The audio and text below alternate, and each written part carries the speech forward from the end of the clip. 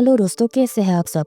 आज की कहानी ब्रिटेन में रहने वाली एक फैमिली की है। फिर उनके फैमिली में एक कांड हो जाता है जो कि उनके 13 साल के बेटे पर इल्जाम लगता है कि वो अपने ही क्लासमेट को जान से मार दिया है। तो क्या इसने सच में मारा है या नहीं, इसी पर ये सीरीज आधारित है। तो फिर चलते हैं कहानी की तरफ। कहानी की शुरुआत में हम देखते हैं कि डिटेक्टिव बेस्कॉम और उसकी टीम एडी मिलर के घर पर रेड करते हैं और उनके 13 साल के बेटे जेमी को अरेस्ट कर लेते हैं क्योंकि उस पर अपनी क्लासमेट केट की मर्डर करने का इल्जाम लगा था। ये सब देखकर फैमिली वाले यानी पेरेंट्स को बड़ा शौक लगता है। उन लोगों को ये एक्सेप्ट करना ऑलमोस्ट इम्पॉसिबल होता है कि उनका बच्चा किसी का मर्डर कर सकता है। जेमी को सीधे कस्टडी में ले लिया जाता है और उसे एक ब्रूटल इंटरोगेशन प्रोसेस से गुजरना पड़ता है और इन सब की वजह से वो काफी टूट जाता है। फिर हमको दिखाया जाता है कि जेमी को स्टेट अपॉइंटमेंट लॉयर दिया जाता है जो उससे बोलता है कि जब तक वो किसी भी बात को लेकर कंफ्यूजन में है तब तक उस रात के बारे में कोई भी सवाल का जवाब ना दे। फिर डिटेक्टिव बेस्कॉन और उसकी टीम कठोर तरीकों से इंक्वायरी करने लगते हैं। वो सबूतों को एक एक करके उसके सामने रखते हैं, लेकिन जेमी कोई भी डिटेल नहीं देता, यानी नो कमेंट बोलता है या हिचकिचाते हुए बोलता है। लेकिन फिर पहले एपिसोड के अंत में डिटेक्टिव बेस्कॉन ने एडी को एक वीडियो दिखाया जिसके बाद वो एकदम चुप हो गया और उसे समझ नहीं आया कि वो कैसे रिएक्ट करे। वो सीसीटीवी फुटेज थी उस रात की जब केटी का मर्डर हुआ था। वीडियो में एडी ने देखा कि उसका बेटा जेमी ने केटी को बहुत बार छुरी से मारा और फिर वहां से भाग गया जैसे वो कोई क्रिमिनल हो। एडी वीडियो देखकर पूरा बिखर गया। उसे समझ नहीं आया कि वो अपने बेटे से क्या बोले। जेमी तो तब तक ये कह रहा था कि उसने कुछ नहीं किया और एडी उसके बाद मान रहा था। एक बाप के लिए ये मानना मुश्किल था कि उसका 13 साल का बेटा किसी का मर्डर कर सकता है, लेकिन वो वीडियो देखने के बाद सब बदल गया।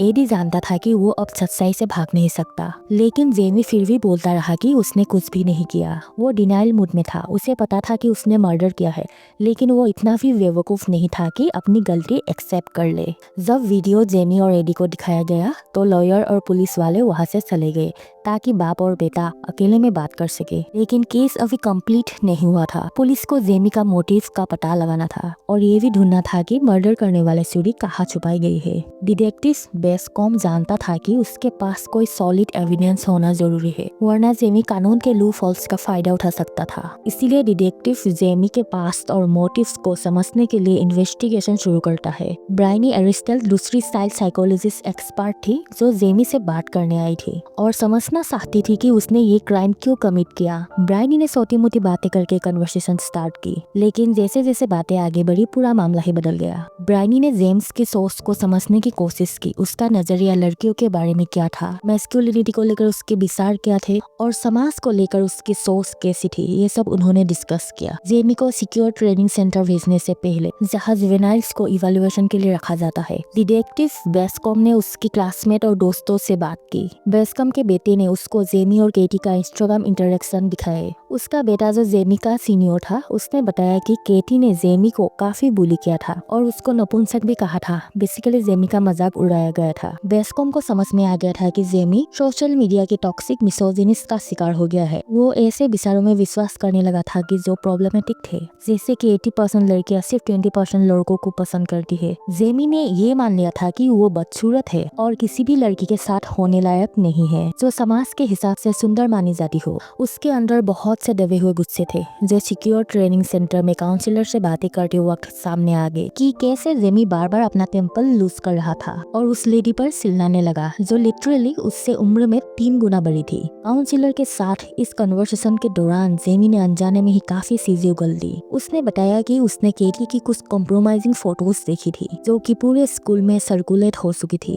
जेमी को लगा कि केटी अपनी लाइफ में एक मुश्किल दौर से गुजर रही है और उसने सोचा कि वो उसके इस वीक मोमेंट का फायदा उठा सकता है। जेमी ने उसे डेट पर चलने के लिए बोला, लेकिन ये उस पर उल्टा पड़ गया। केटी ने उसका इंसल्ट किया और उसका मजाक उड़ाया, ये कहते हुए कि उसने कैसे सोच लिया कि वो उसके जैसे लड़के के साथ डेट पे जाएगी। उसी रात के बाद केटी ने सोशल मीडिया पर उसकी और भी ज्यादा बेइज्जती करना शुरू कर दी। जेमी इतना ट्रिगर्ड हो गया कि अपनी इम्पल्सेस कंट्रोल नहीं कर पाया। जेमी ने ब्राउनी को ये भी बताया कि एक टाइम ऐसा आया जब वो केटी का फायदा उठा सकता था, लेकिन उसने ऐसा नहीं किया। जिस तरीकों से उसने इस बात को बोला उससे ऐसा लगा जैसे वो अपने आप को अपने दोस्त से बेहतर समझता है, सिर्फ इसलिए क्योंकि उसने एक लड़की की प्राइवेसी वायलेट नहीं की थी। ये सुनकर ब्रायनी को समझ आ गया कि जेमी की सोच कितनी टॉक्सिक और मेस्ड अप है। मीटिंग के दौरान एक और मोमेंट आया जब जेमी का गुस्सा फिर से फूट पड़ा जब उसने सुना कि ये उसकी ब्रायन के साथ आखिरी मीटिंग है। जेमी अंदर ही अंदर डर रहा था क्योंकि उसे पता था कि उसने ब्रायन को इतना कुछ बता दिया था जो उसके अगेंस्ट जा सकता था।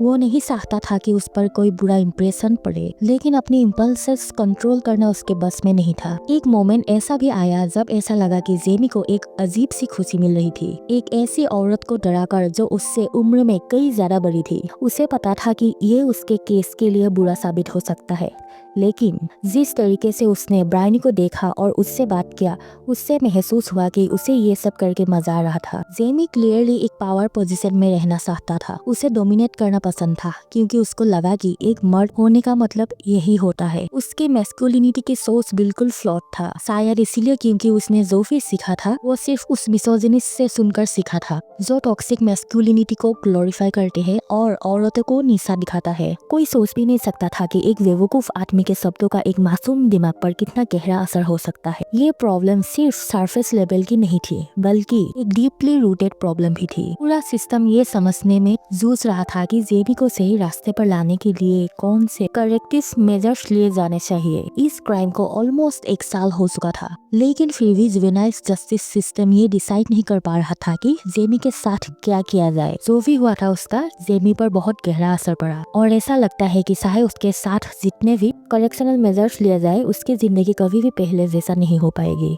जेमी के पेरेंट और उसके बहन भी उसके साथ ये ट्रॉमा जी रहे थे और उनकी हालत और भी ज्यादा बदतर थी क्योंकि उन्होंने ऐसा कुछ डिजर्व नहीं किया था। एडी और मेंडा समझ नहीं पा रहे थे कि उनसे क्या गलती हो गई जो इन्हें इतना भयानक अंजाम देखने को मिला। कहीं न कहीं वो अपने आप को ही ब्लेम कर रहे थे कि उन्होंने जेमी की परवरिश ठीक से नहीं की। ये एक बहुत मुश्किल सिचुएशन थी और एडोलेसेंस के एंड तक ये क्लियर हो गया था कि इस पूरे घटना ने एडी को अंदर से तोड़ दिया था। कई बार उसे ये महसूस होता था कि अगर जेमी ने अपनी प्राइमरी इन्वेस्टिगेशन के वक्त अपनी माँ को बुलाया होता तो शायद सब कुछ अलग हो सकता था। एडी को लगा कि मेंडा इस सब को और भी बेहतर हैंडल कर सकती थी, लेकिन जो नुकसान होना था वो तो हो चुका था और एडी कभी भी वो सीसीटीवी फुटेज भूल नहीं सकता था जो उसने अपनी आंखों से देखी थी। एडी का बर्थडे था और पड़ोस के कुछ बच्चों ने उसकी कार पर नॉन्स लिख दिया था। ये देखकर एडी का गुस्सा फूट पड़ा क्योंकि उसे पता था कि इसका मतलब क्या होता है। उसका मन था जोर जोर से चिल्ला के कहने का कि वो कोई सेक्स ऑफेंडर नहीं है, उसका बेटा कोई क्रिमिनल नहीं है,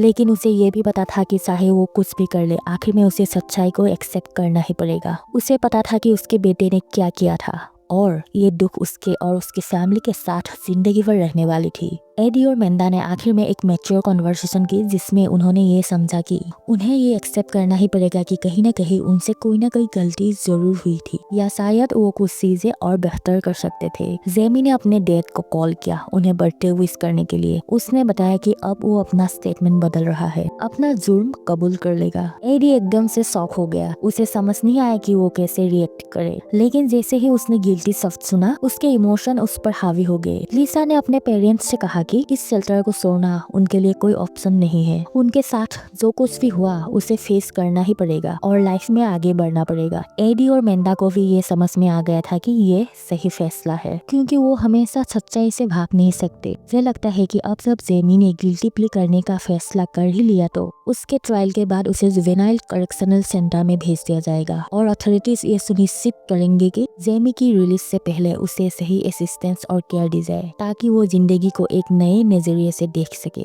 ये जेमी के लिए बिल्कुल आसान नहीं होगा और उसे बहुत मेहनत करनी पड़ेगी ये समझने के लिए कि उसकी सोच कितनी गलत थी। जेमी के पेरेंट्स के लिए भी ये एक अलग जंग थी। समाज ने उन्हें अलग कर दिया था और खासकर एडी के लिए ये सब सहना बहुत मुश्किल हो गया था। मुझे लगता है कि एडी की बेटी ने सीरीज का अंत में जो कुछ भी कहा था वो बिल्कुल सही था। उनके पास इस मुसीबत से निकलने का कोई और रास्ता नहीं था। उन्हें लोगों का सामना करना ही पड़ेगा और जो कुछ भी हुआ उसे एक्सेप्ट करना होगा। एडी और मेंडा के लिए ये बात मानना बहुत मुश्किल हो गया था कि उनका बेटा ऐसा कुछ कर सकता है। अब आगे से उन्हें अपनी जिंदगी का हर एक कदम बहुत सोच समझ कर उठाना पड़ेगा और इसके साथ इस सीरीज का यही एंड होता है।